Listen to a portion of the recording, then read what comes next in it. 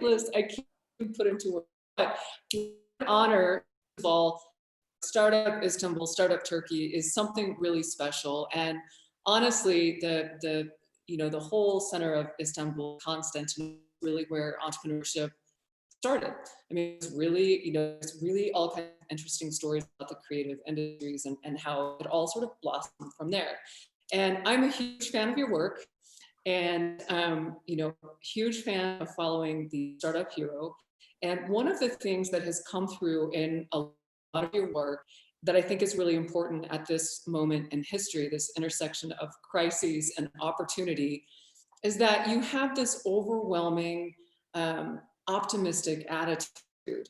And I wondered if you could talk a little bit about why that matters right now and how people who are maybe feeling kind of sour can kind of take a page out of the Tim Draper book and put it to work for them.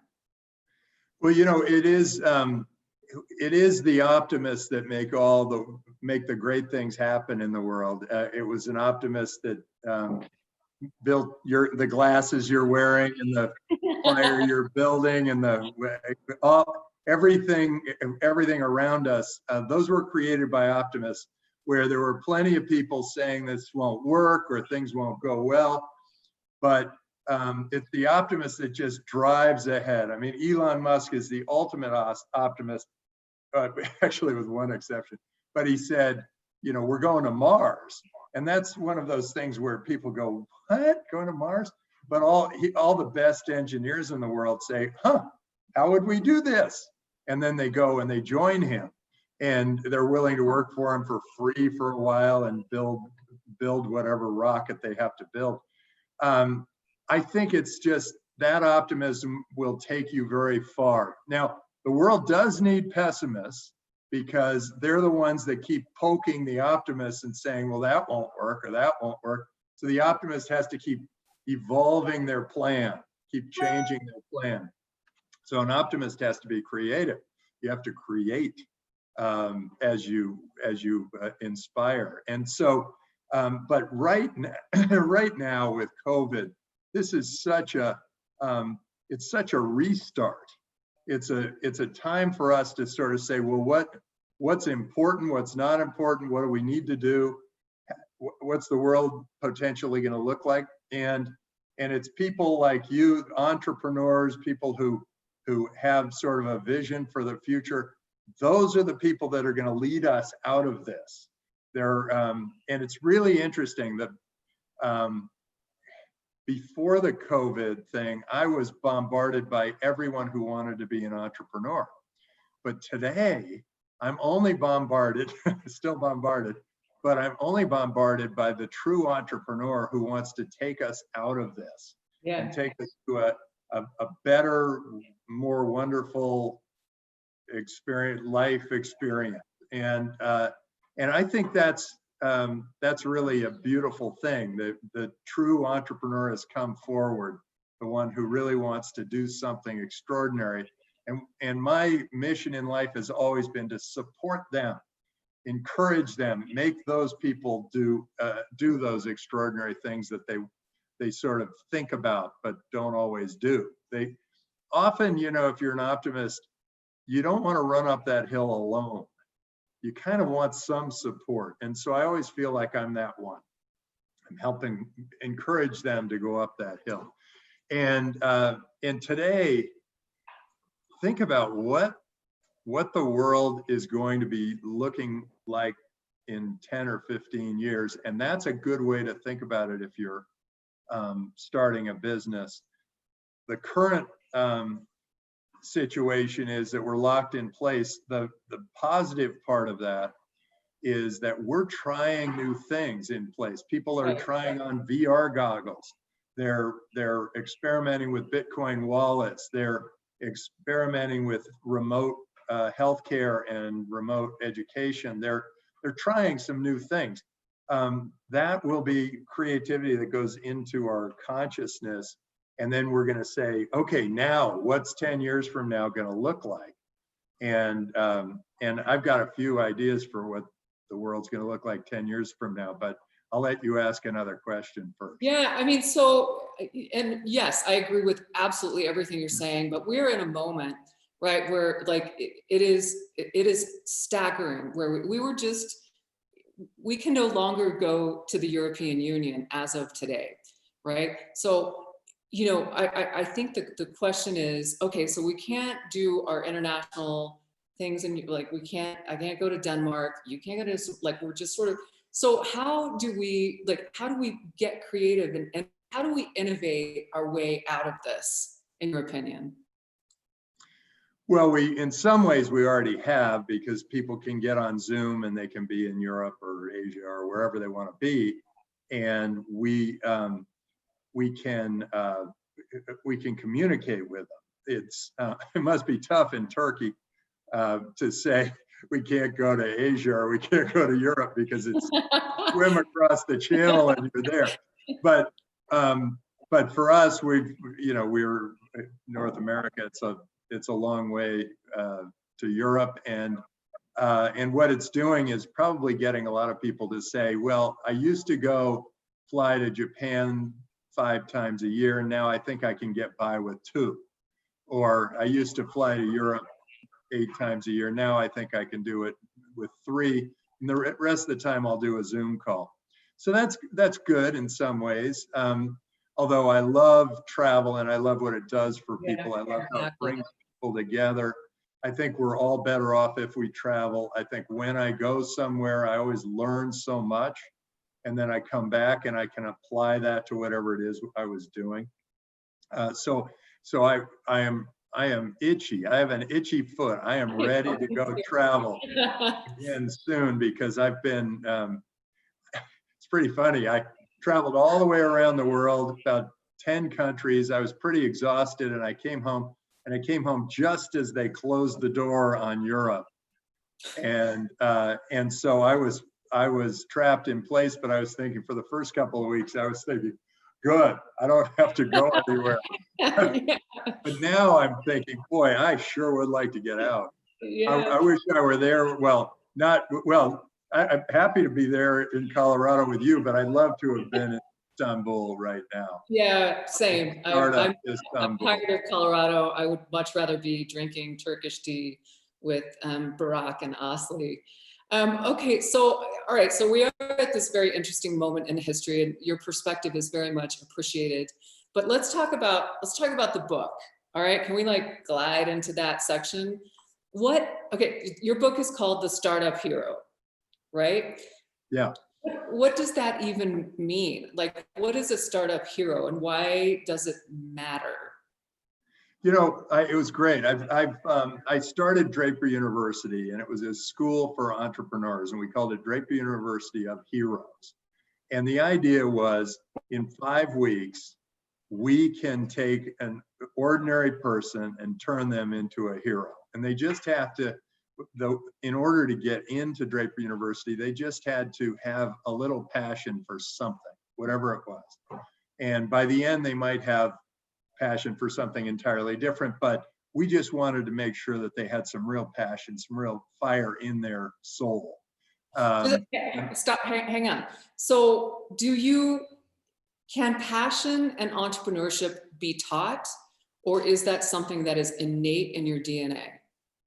Well, that's a great question. And when all the other venture capitalists said entrepreneurship can't be taught, I always thought, how would I do that if I wanted to do that? And so that was my rationale for starting Draper University. And I thought, wow, maybe I can do this. And it turns out that you can teach it, but you don't teach it in a classroom. We do very unusual things with our students. Our students, they sign their life away. They have to go, they go, I say, okay, you've got 24 hours, get up to San Francisco, get a job offer on paper, and then come back and tell us about the job. And so that's one of their missions. One of them is go sell something embarrassing like tampons or underwear or whatever, condoms. We had them sell all sorts of vibrators, condoms, whatever. And we make them to do that face to face.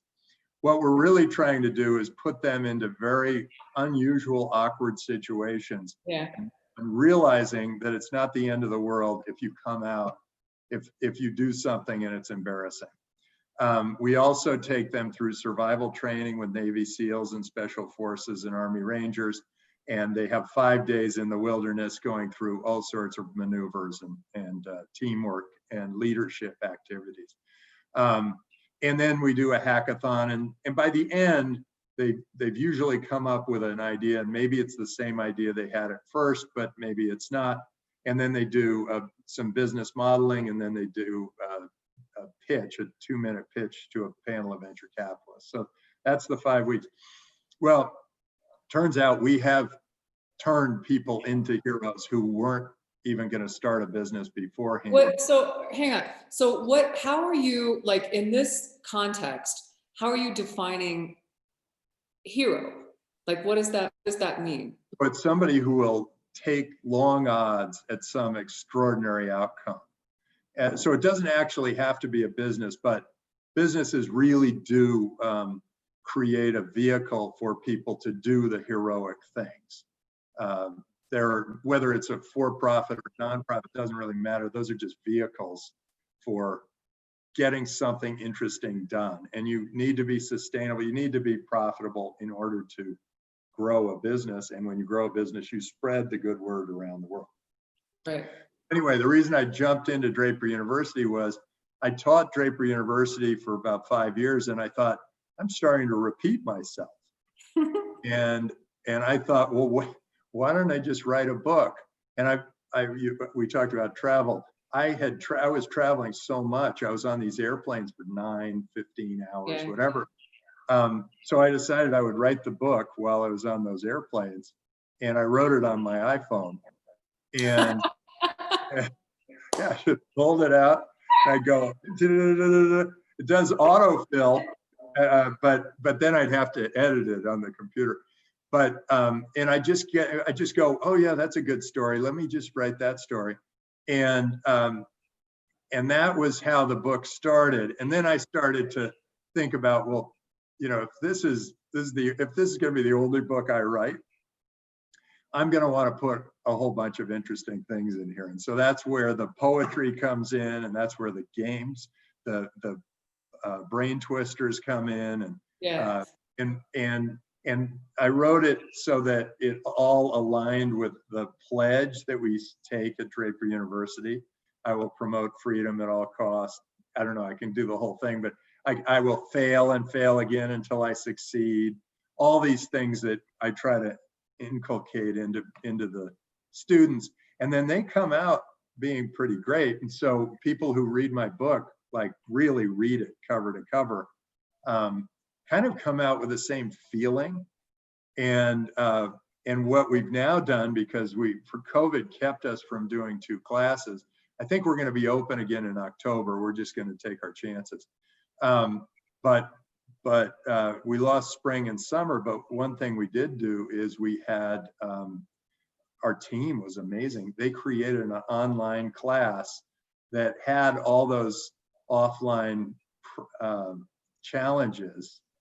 And so now we have Draper University Online, and it's $500. It's 2 weeks, and you'll be on a team with people from all over the world, and that's kind of fun. But if you come and do the hero training here, that's $12,000, and that's 5 weeks. So they're very different. But what's great is the online class has reached people that weren't able to get visas or weren't able to get airplane tickets or whatever.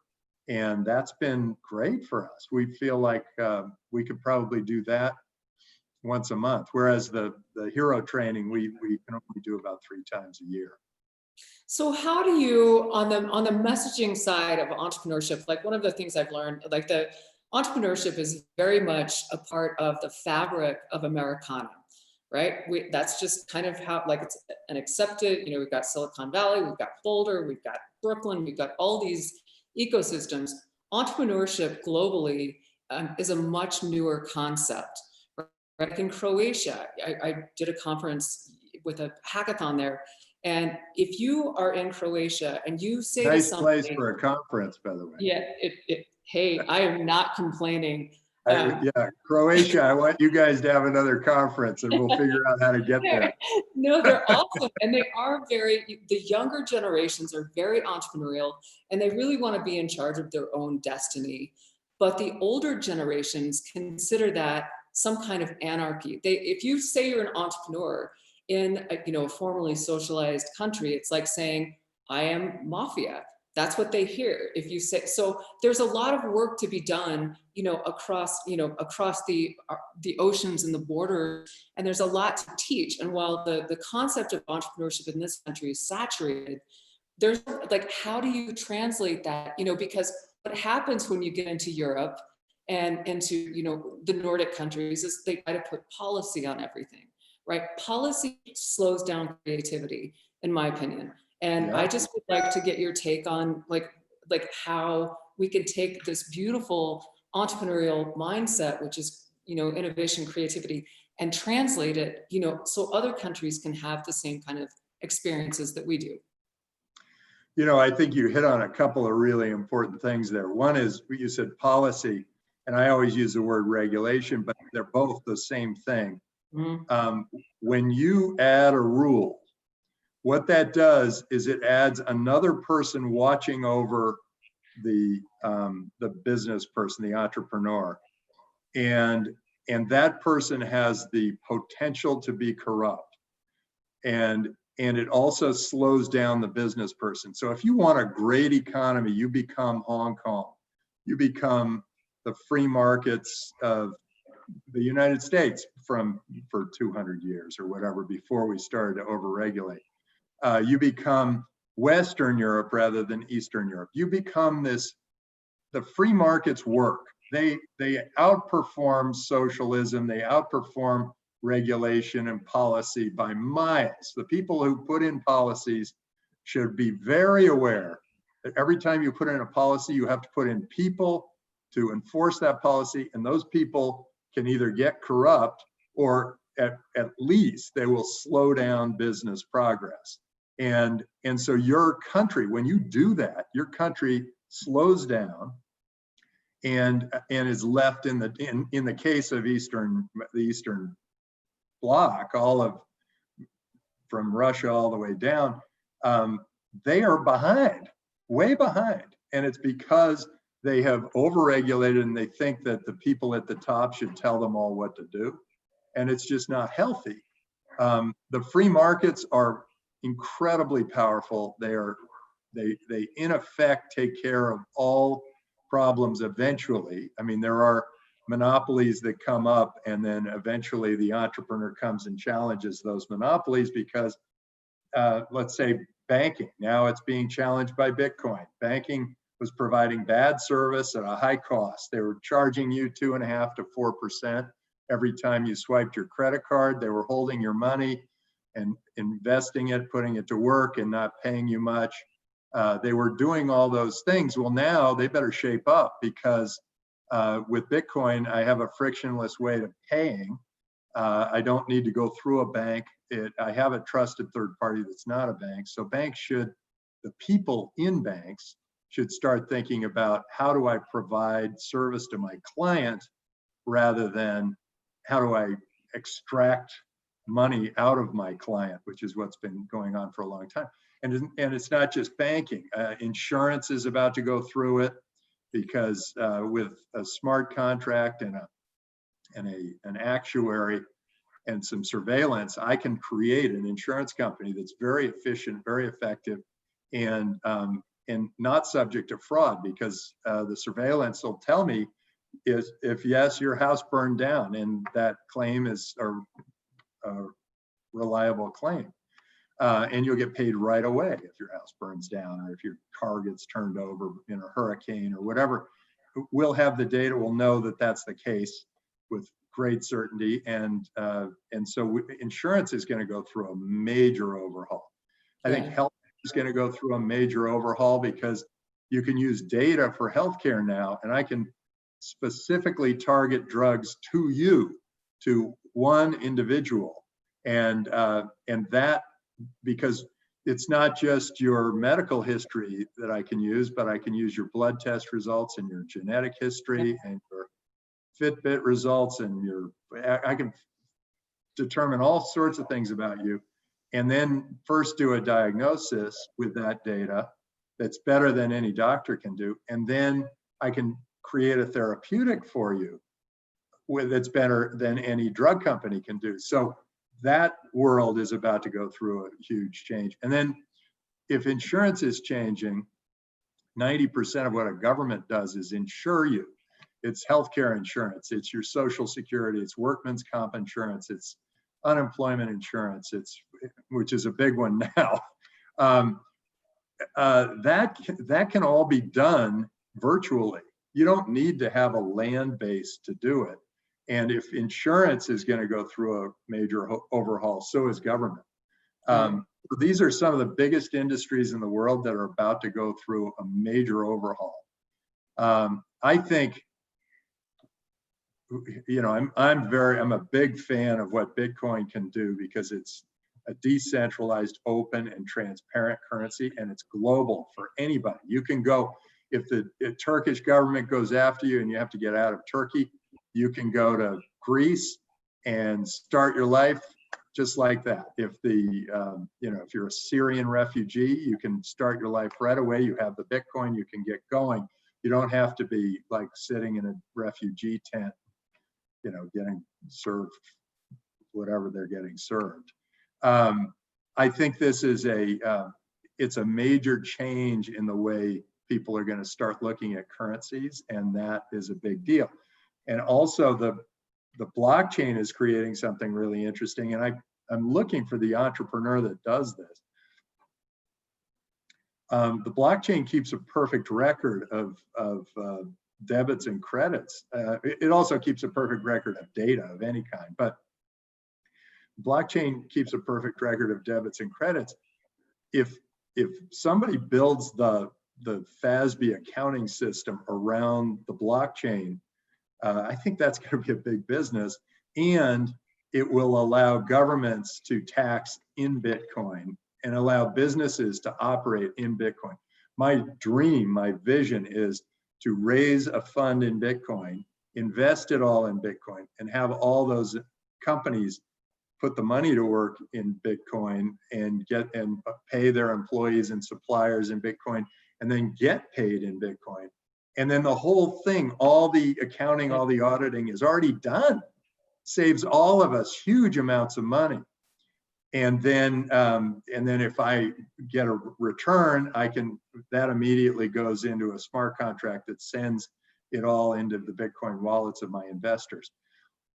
This can all happen as long as the tax guy is happy. And the only way the tax guy is going to be happy is if he makes sure, or she makes sure, that you are paying taxes on your income in Bitcoin.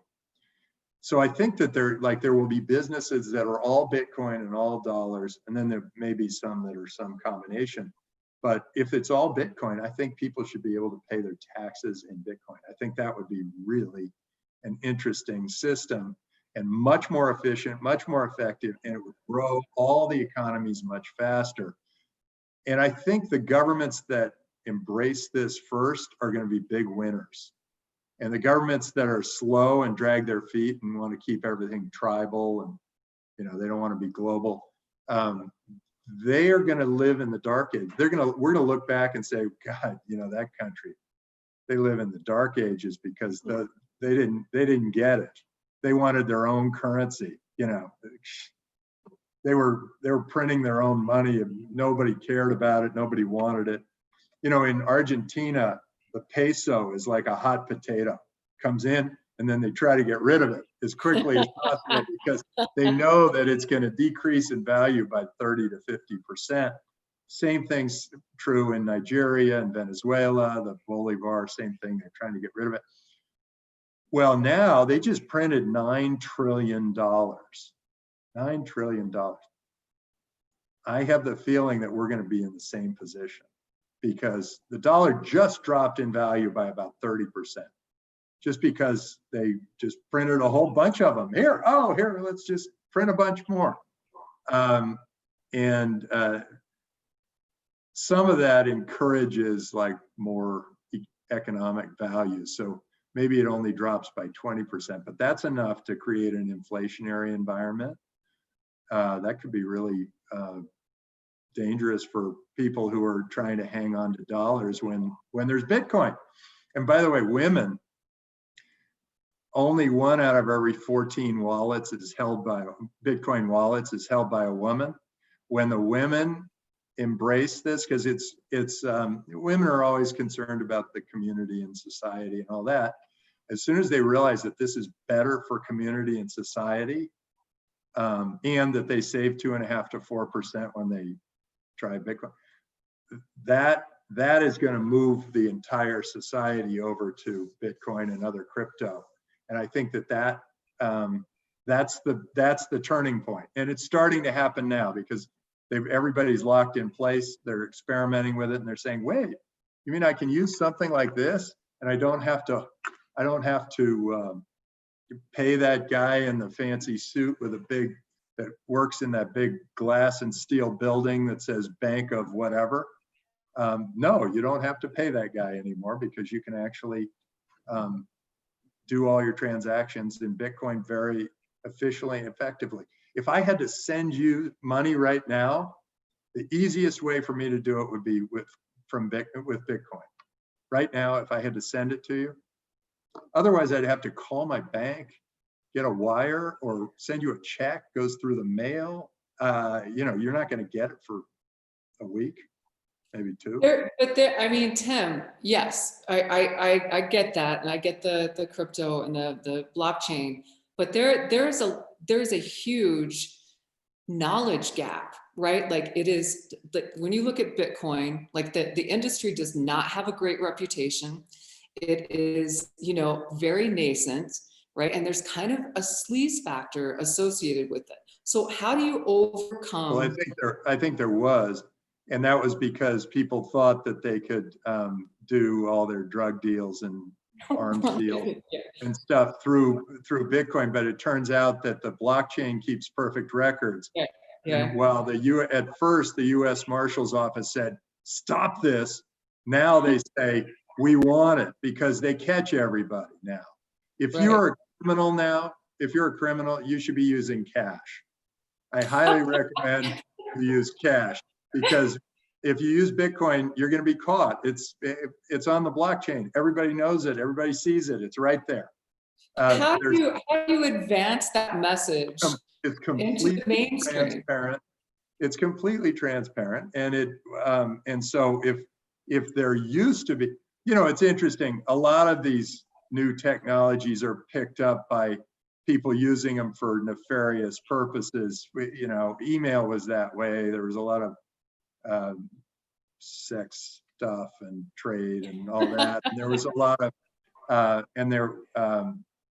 and the pornography was an early use of YouTube and those kinds of things. Well, and then the rest of the world comes and that's the early adopter. They tend to sort of be like testing and trying and whatever. Hey, let's try this, let's do this. And then it crosses the chasm and the rest of it start to use it. And that's where Bitcoin is now. It's crossed the chasm. Everybody's starting to use it and they're realizing that, yeah, this is real currency. It's really good. And not only is it not being used by criminals now, I mean, not good for criminals. Criminals aren't using it now because they're saying, well, I'm going to get caught.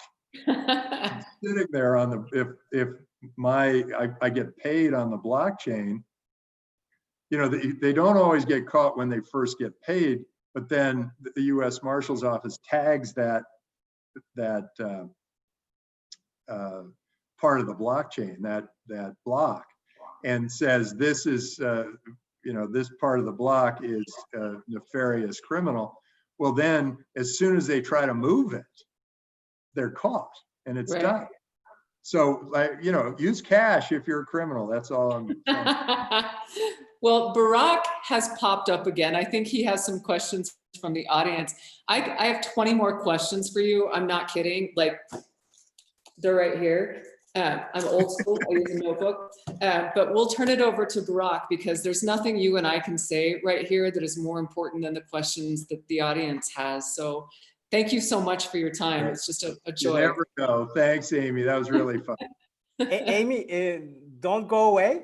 I have also lots of questions from the audience as well. But when the topic is Bitcoin, they ask you how much money did you invest to Bitcoin? And did you talk with Satoshi Nakamoto? There is also a kind of rumor that you have emailed each other. Hey, I mean, with the second question, I might have, but I have no idea whether I've ever emailed with Satoshi Nakamoto. I know that I've had contact with a number of fake Satoshi Nakamotos. There are plenty of fake ones out there, but the real one, I don't know is the answer. I have talked with a lot of people in that world, but none of them has fessed up, and none of them has said that they are Satoshi. And actually, whether I think it is one individual based on all the emails that have gone around, but very cleverly, he or she has stayed incognito. Because think about all of the other revolutionaries out there, the ones who have created something big. Eventually, the world goes after them and shoots them down. I mean, think of what's going on. They went after Bill Gates until he gave away half his fortune. They're going after Zuckerberg now. They're constantly trying to find a way to go after Elon, but he's such a visionary. They have to kind of go, okay. They're constantly going after what's his name from Amazon, Bezos. They're looking for ways to take down these people. In fact, the press, they even say we build them up and then we chop them down. I mean, that's their big thing. That's what we do in the press. We build them up, we chop them down. Well, if you're about to go in and start something that you have some inkling might be something that transforms the banks, the insurance, commerce, all of that, you're going up against some very powerful incumbents who really are not going to want you to succeed. And having that be an anonymous person is probably a healthy place to be.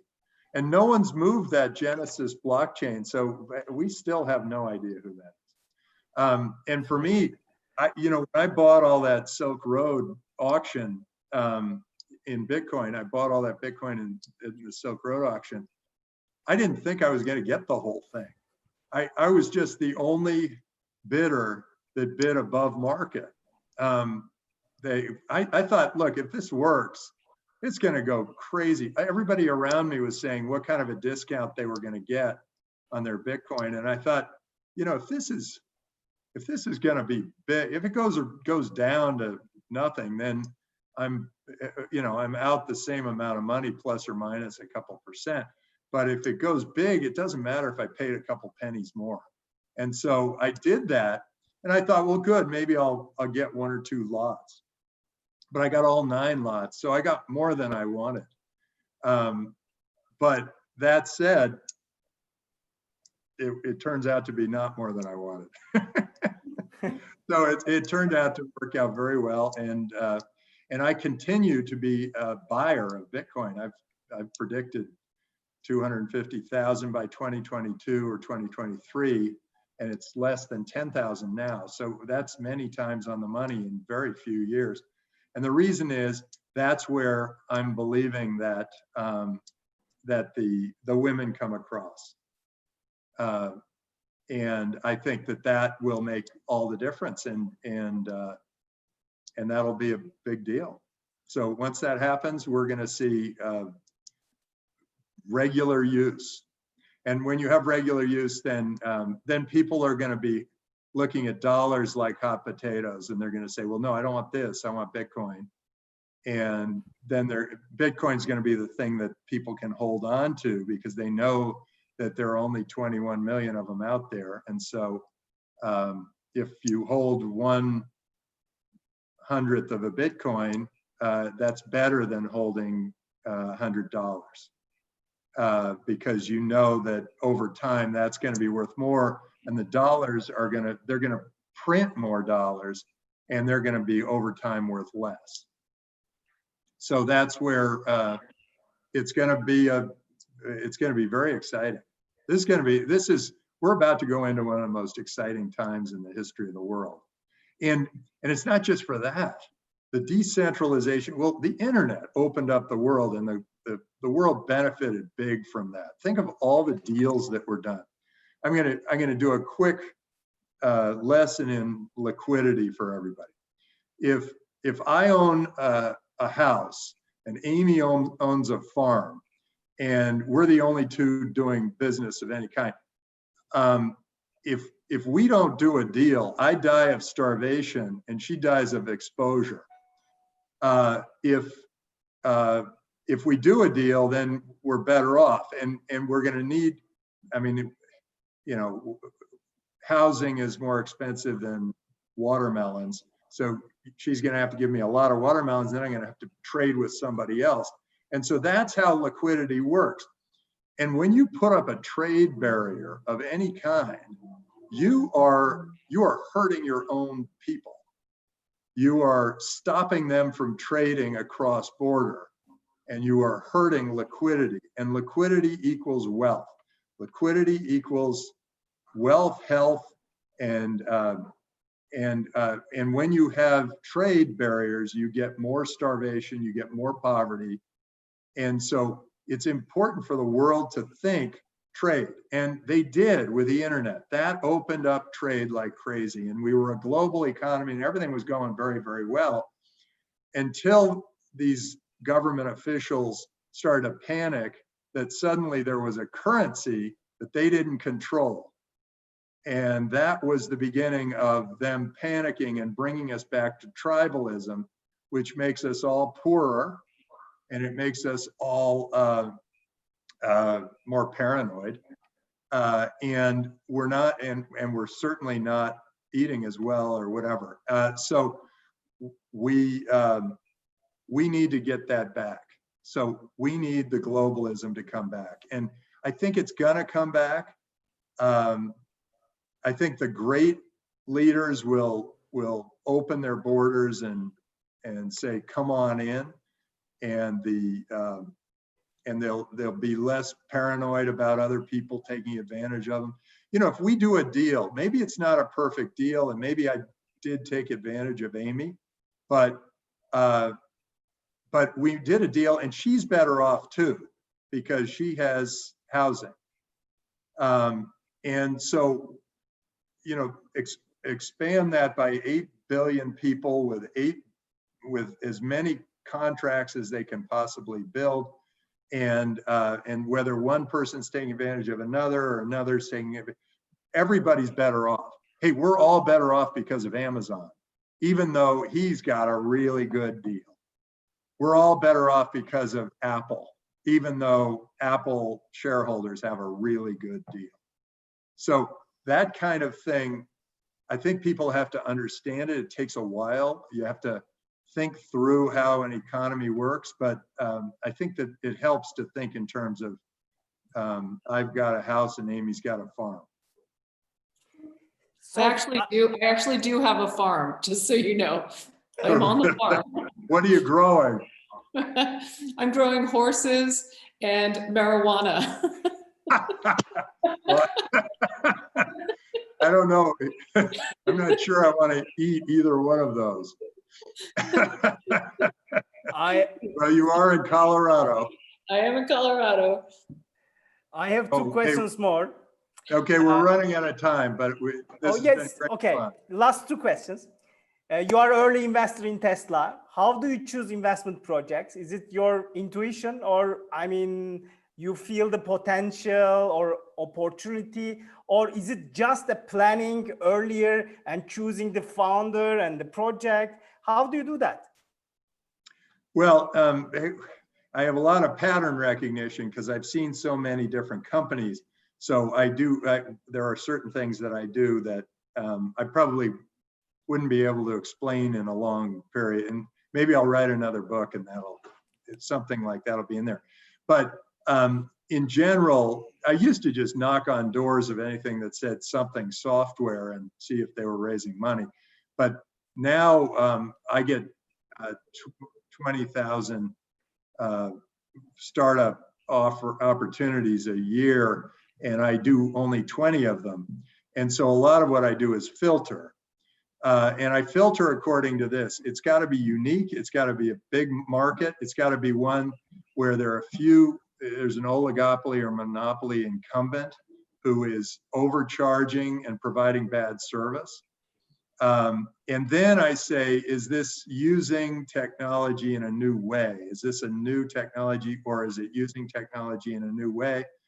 And then I say, okay, do they have a business model?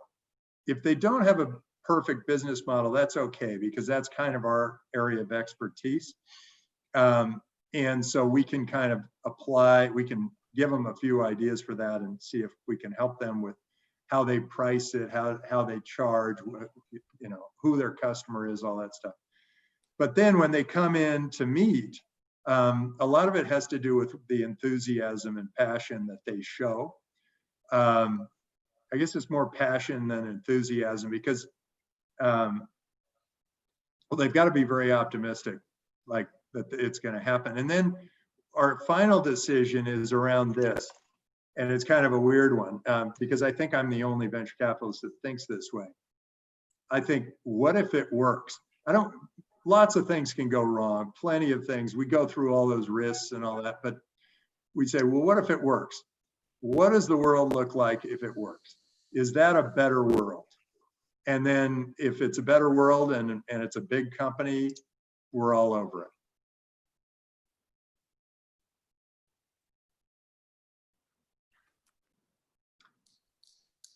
And the last question, very short.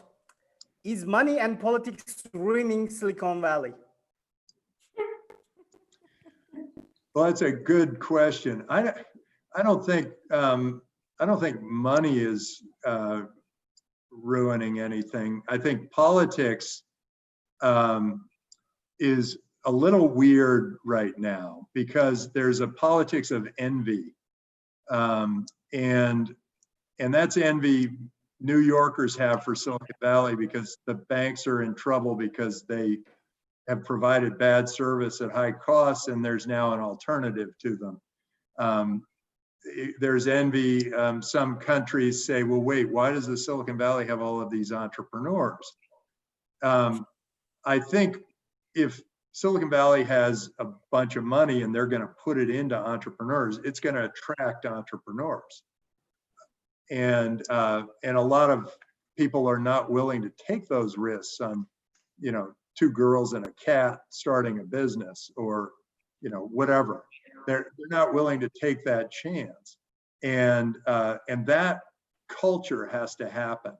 Another great thing of the Silicon Valley is that people are always thinking, hey, he did this, how can I do that better? And money drives that. Money is like, hey, I can do that better, and then I can make a bunch of money, and then I can do whatever I want to do with the money, or whatever. Maybe I start helping other people with their businesses. And I think that has become a virtuous cycle in the Silicon Valley. Now, that said, the politics here in California are not good. They're completely run by the unions. They totally drive politics here. If the politician doesn't step in line, the unions gang up against them and throw them out of office. And that's California. Now, Colorado's a little different, where Amy is. And the US, I think we were all hurt by the trade war that was created. I think we're also hurt by the wall, but I think we also benefit from the deregulation that's happening in the US, and I think we benefit from lower taxes. And I think we're benefiting now from the ability to have school choice. I think we're starting. There are some really good things happening in the US, and then there are some bad things. And then, you know, our relationship with NATO had, I mean, somebody had to sort of say, hey, you know, the European countries have to pay too.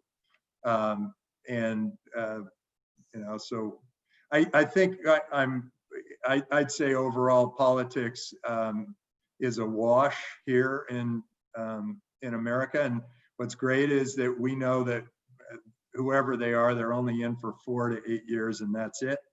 So if you like them, great, you get them for 4 years or 8 years. If you don't like them, great, you get them for 4 years or 8 years, and that's it. And that's why I think the Chinese, by allowing Xi to be dictator for life, have made a huge mistake, because it's certainly made me pull money out of there. But I'm sure most smart investors have pulled out of China, because, you know, if this guy is going to dictate everything and he's going to own everything, and he's not going to let money leave the country, he's not going to encourage any kind of growth or trade or whatever. And he's going to be the guy with a house with no farm. You know, he's going to be the guy who, you know, is missing out on the growth of the rest of the world economy and all the creativity that comes with it over the next 40 years. So with that, I leave you with, it's up to you. It's up to you, Can I just say one thing, Barack? Can I? Yeah, sure, Okay. please, go ahead. Tim, I think you are awesome and I disagree with all of your political discourse, and so we should take it up. We should take it up on a different call. Good. So which part? Because I don't like trade. I don't like trade wars, and I don't like the wall, but I like deregulation. So which part don't you like of that? Fair enough. Fair, like, well, I know you have to go on to your next thing, but I loved talking to you, and it is so refreshing to get your perspective on things, even though I disagree with 67% of what you said, and I documented it. That's what's great about America. It's freedom of speech. Exactly. Everybody should be able to say whatever they want. I know, it's the best country in the world, even though we can't leave it right now. Team, thank you very much. Amy, thank you very much. Thank you. And thank you for your valuable time, Tim, and hope to see you in Istanbul. Thank you. Soon. My pleasure. Bye-bye. Cheers. Bye-bye. Have a great day. Bye-bye, Amy.